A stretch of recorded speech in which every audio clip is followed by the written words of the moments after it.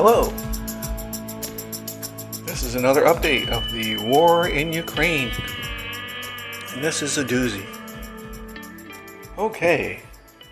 Well, first stories is the Western nations are accusing Russia of causing a worldwide famine, turning a blind eye to their crippling sanctions and a domino effect that this has had on the world's economy, leading it to a global recession.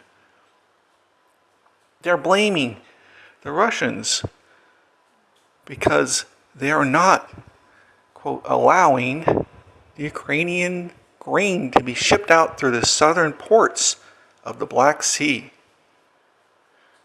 In a personal call with Mario Draghi of the EU, Putin defended his stance but made concessions, stating that he would allow some corridors to be opened up to the Ukrainian ports. However, that the West would have to remove all their crippling sanctions against Russia. He also warned that the waters of the Black Sea were heavily mined by Ukrainians, and it would be quite dangerous. And of course, the Zelensky regime immediately rejected this and claimed that the mines are of the Russian persuasion. And my personal commentary on this would be, if you're Russia and you basically control all the naval activity in the Black Sea, why would you mine Ukrainian ports so that when you invade, your ships get blown up?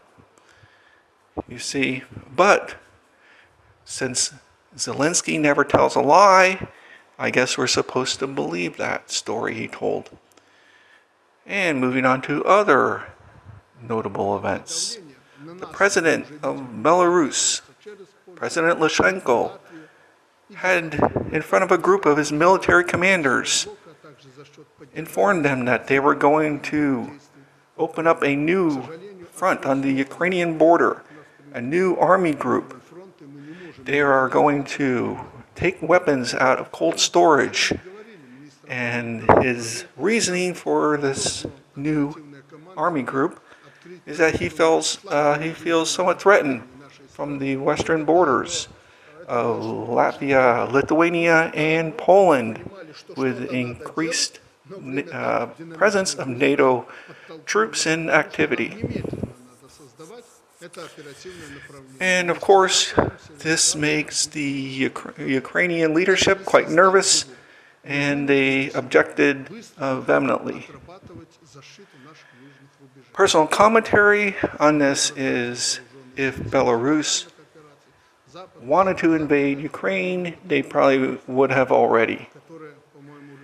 This appears to be, as he stated, a response to provocations of the NATO troop increases and bringing up heavy weapons, howitzers, more tanks, and so on into these three countries. So, and as NATO readies for a state of war, Belarus is respondingly in kind, and I think there's also another wild card in all of this too that a lot of people haven't addressed, and that is, and this goes back a little ways, but there was at one time there was some talk about Poland having territorial claims on Ukraine, and one of the theories was that Poland was going to make an annexation of the western portion of Ukraine. Now, again, this is just my commentary on this, is that if Ukraine is in really bad situation on the Eastern Front, where it looks like, kind of like now, it's collapsing, then this might actually happen, and it may also happen with the blessing of Ukraine, because this would allow in Polish troops into their newly annexed territory. You see, all done under the blessing of. So, but this is also very risky because you're building up this whole NATO confrontation thing in Ukraine. But it's definitely a possibility, and something that Ukraine would definitely want if it came down to imminent defeat. And it may be that Belarus is playing like a counter role in that, because Belarus has a large military too, and if you can set up a posturing position in western Belarus over the Ukrainian border, I think that sends a strong message. So anyway, I think there's more to this whole thing than just Lukashenko feeling threatened.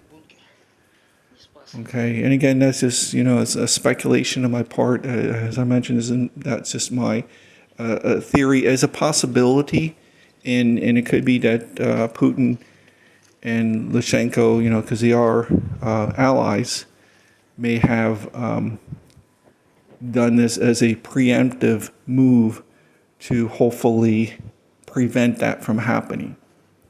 Okay, I mean, you have to realize that this geopolitical stuff is where it's all at, and Putin is like the master. I don't think anyone would argue against that. Okay, and moving on to our headline story,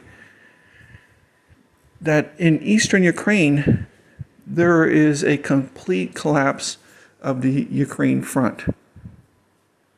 Now, I've been alluding to this over the last week or so, that the lines are in dire straits, that there's been a lot of fleeing, surrendering, and AWOL going on in the Ukrainian troops. Now, the particular fronts here, or sub-fronts, would be in the Savannah-Donetsk area, which is kind of like the furthest east section of the cauldron. There is actually another area slightly more east of that with several thousand troops, but this is the bulk. There's at least 10,000 troops in this area here. And in Savannah-Donetsk, just to kind of set this up, you have the Russians sort of encircling this city, and they've pushed the Ukrainians back west into like a suburban area of the city.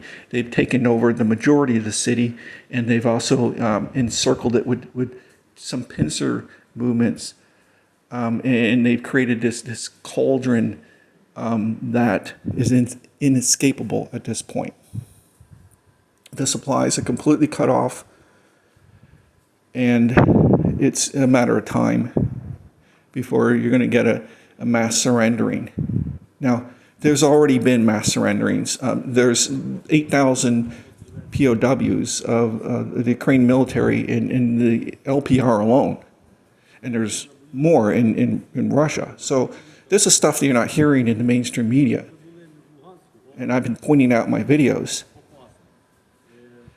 and providing the evidence, the testimonials, and I think that this is actually happening. So, I mean, that was just a prelude to what's going to happen next, though. Now, there's also smaller cauldrons in Papasnaya, and then you have, and that's kind of one of the pincers moving to cut off Savannah-Donetsk. And then on the other side, more on the northern side, you have the Krasy Liman area cutting down and encircling this whole eastern section of the eastern Ukraine. This is big. Now, in this Krasy Liman area, you have mass surrenderings going on. Basically, the word is from the people, observers there, is that the city is now in Russian control and that, quote, the lines have collapsed. The Ukrainians are fleeing on foot, hiding in basements. And there's some video, I'll show you some videos of people fleeing and hiding in basements. They're also just like hiding in the woods, just like, you know, like cuddled down. And so basically it's just, it's over. You know, the military is just fragmented into, you know, individual infantry just basically on their own. There's no command and control. The commanders are all fled. And it's just and you'll hear this over and over again from the prisoners, is that their commanders abandoned them. Now, there is a few vehicles that try to make a run for it, and it's very dangerous. There's some, I have a video or so that we're going to show the Ukrainians doing that and narrowly escaping these roads in and out, and have no ability to move supplies, however. Now, another thing, you know, when you look at this whole situation and you wonder, like, how did this all happen? You know, because it went from like Ukraine winning every day to all of a sudden, wow, the whole thing fell apart, right? Now, there's a lot of denial and the ability and the desire to deceive from, you know, the Western nations, specifically the United States, the UK, and the Ukrainian government. They don't want the Ukrainian people to know. They don't want the United States people to know, or the UK or European people to know what's really happening for various motives. Now, if the Ukrainians and their troops found out this was happening, then, I mean, that would have been it. It's like mutiny and it's all over, and, you know, why are they fighting? It would be like they'd all be surrendering and walking away. Why are you going to, if Zelensky's already destroyed the country, I mean, just look at it. He could have just agreed that they weren't going to be part of NATO. I mean, it sounds so ridiculous now. But basically that's what Putin was asking, and according, you know, you go back to the Minsk Accords and all, it was all about that. You know, but Zelensky wanted to be part of NATO, and there's another video out there of United States State Department officials laughing, joking that they had lied to the Ukrainians, the government, that they were playing them along to be part of NATO. Now, this is where being a real politician really matters, right? But this is where, you know, you had the United States, you know, with the coup, and then you had the, you know, the oligarch, you know, put in Zelensky and everything. You got a guy who has zero, he probably had zero interest in politics, let alone as a politician. He had no experience. You know, you use these tools, these fools,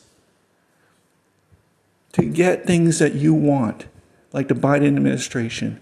And Biden administration, you know, their motive was to fleece people. $55 billion.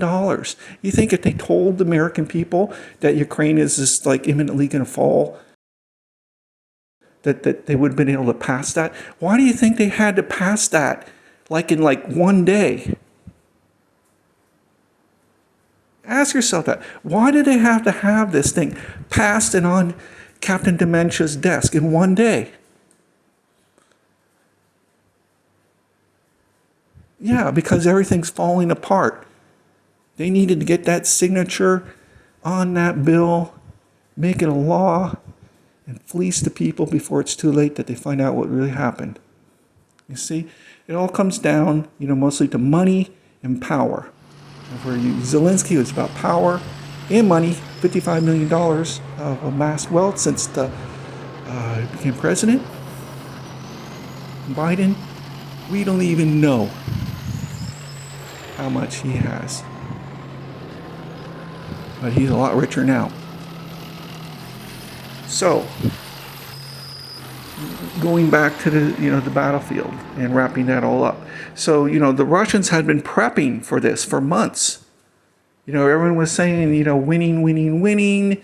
The Russians were quietly pounding, the military infrastructure, destroying their logistics, destroying the ammunition bunkers, their fuel depots, their command and control, taking out all their air defenses, their artillery, airfields,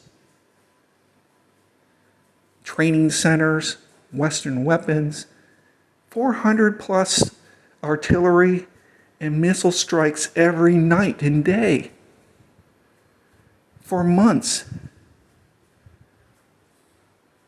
And of course, a great attrition and probing of the lines until they decided to make the big moves. So they broke their morale, and then they went in for the encirclements. And it happened so fast. And meanwhile, a sleeping, mesmerized public was bamboozled. And this is how, they use the media as a weapon against people, including their own people. And their own people, what do they have left? They have a country completely destroyed. Thousands, tens of thousands of corpses, of Ukrainian corpses littered the battlefield. I'm not kidding. I wish I could show these videos, but I can't. Their bodies everywhere. And the Russians told them so many times, come get your bodies. Let's, help, pick up your bodies. This is, and this is a thing with war. You do that. You stop the fighting. You allow the enemy to get their bodies. It's like a truce to do this. This happens in, World War I, World War II. All the main armies do this. It's like a little respect for the dead. But the Ukrainians always refused to do that. And the reason is they don't want people to know how much they lost. Because it destroys the narrative. You see, everything comes down to lies with these people.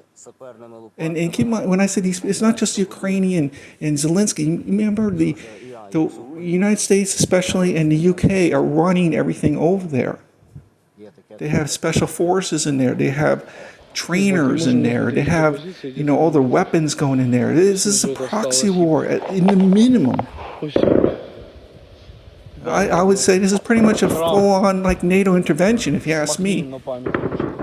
This is more money that's been provided in Afghanistan for the entire 20 years they're there. Just in a month or two in Ukraine. I mean, this is not just a little proxy war. So the Ukrainians are left with nothing. Their country may not even exist at the end of all this. You see who got duped? And these Ukrainians, they're not running around wearing little lapels and all over Twitter and with little Ukrainian flag emojis, and they're not. Those people are not doing that. In fact, these people see the Ukrainian military as parasites. These are not the military of the people. This is military of an evil regime infested with NZs under a very corrupt president who's assumed absolute power. He's a dictator. He removed all the opposition parties, and he's collaborating with NZs, the Azov Battalion. They infiltrated all the high command of the military, as well as the Americans and the English. So these are the people who ran this country into the ground. And I have some testimonials here. I'm just going to put a couple. There are hundreds.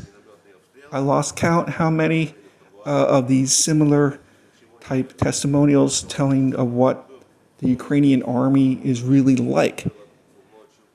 And I know that a lot of people, just turning this channel for the first time will think this is just like another planet or something. But I've been studying this thing from the beginning. And these are testimonials from the beginning. They haven't changed.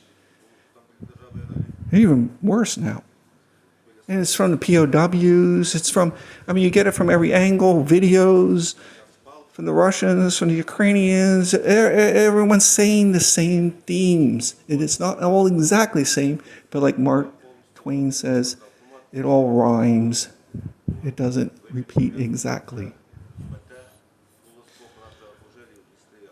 So, here we are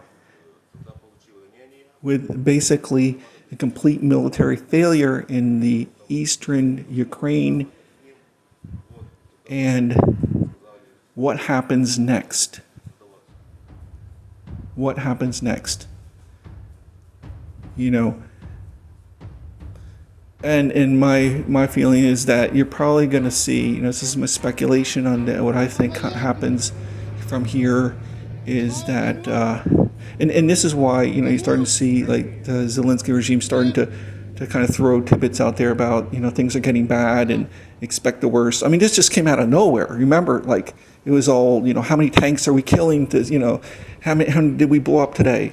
How many Russian fighters do we shoot down today? Oh, 20.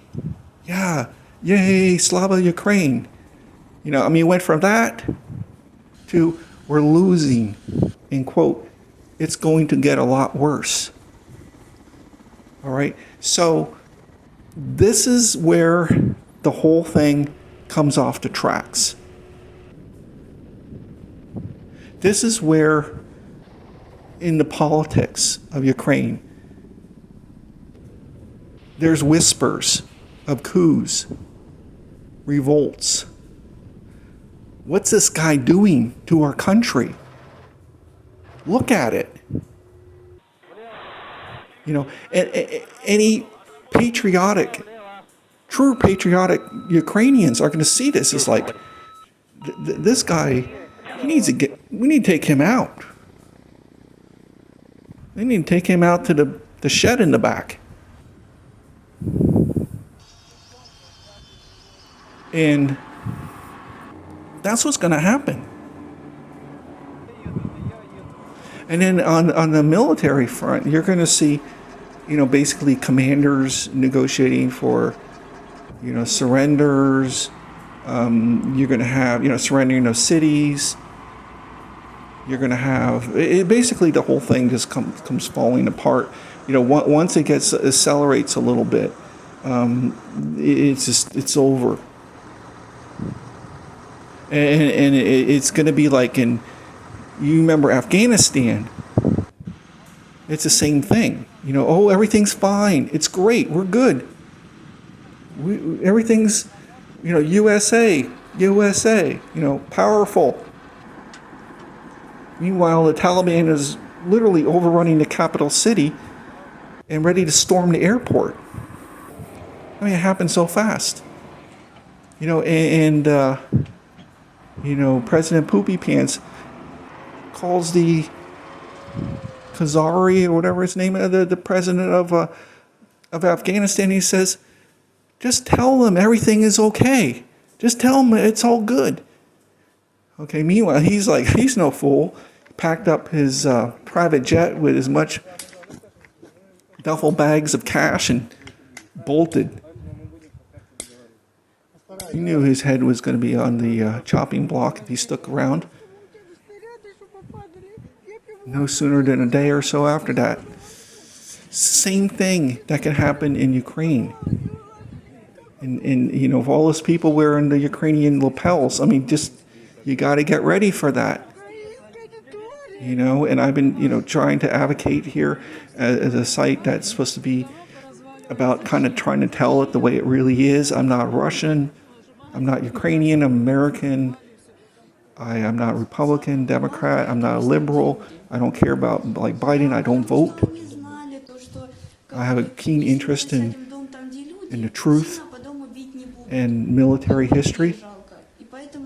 And the more they lied to me, the more that got me to dig deeper and deeper.